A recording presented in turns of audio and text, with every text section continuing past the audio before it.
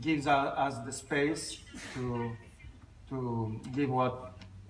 create this new experience for the patients. So mindfulness was a discovery for me because I started to look really inside of myself when I started to practice mindfulness, and I discovered so many bad things, and so I was taught to stay there and try to not judge myself. So that was the moment I started to realize that we are not different from our patients, Right. and that we are all on the same ground, and we are all human. So I think that I've decided to organize these kind of events, and I try to choose these speakers because they are all talking the same language. And so I just want to say thank you for what you said about the world, about the society we're living in. And we are not just therapists, we have a role in the society, so we want to do something important for our patients or clients or the person that are around us. So thank you very much.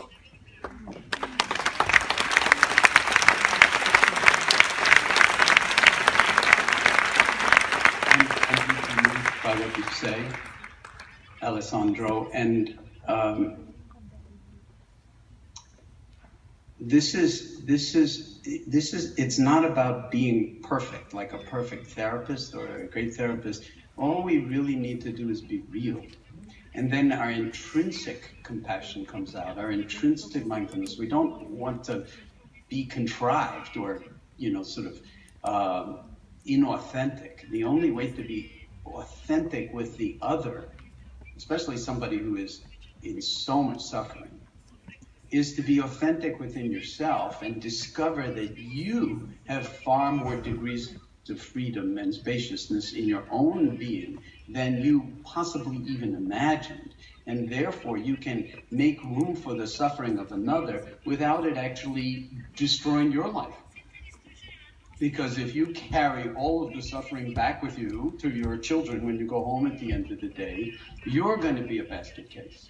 So that's why I'm suggesting that the liberative element or the liberative dimension of mindfulness is absolutely essential, this non-dual realization, so that we don't get caught in our own thinking and in the narratives that we take in from our patients, even though they're true. Now, this is asking a lot of ourselves, but what I've discovered over the past 37 years of doing this work in the medical field is that when you ask a lot of people, you get a lot. When you ask a little, the most you're ever going to get is the little that you ask.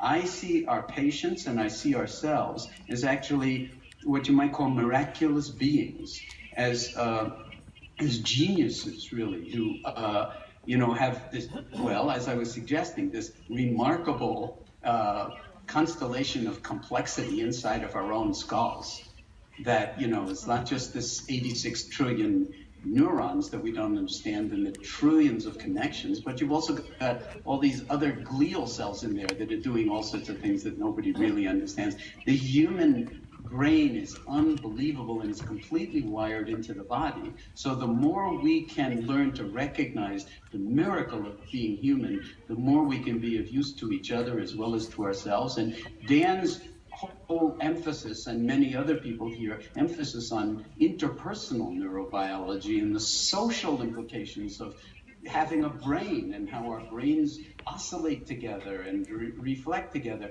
I feel like our hearts are doing the very same thing over this like 6,000 miles of distance. And I just have to say that I am deeply, deeply touched myself. We'll have to see what people say about this and whether it was successful or not. But I myself feel so deeply in connection with those of you who are sitting in this hall and with the two of you on the stage that I would say that this is a certain kind of evidence that that awareness is non-local, and that the hearts are really creating a multi-dimensional field that actually has the potential for healing and transforming the world, and that it's not kind of like just a nice idea anymore, but it's like basically our homework assignment as a species if we're going to make it on this planet. So thank you, and I know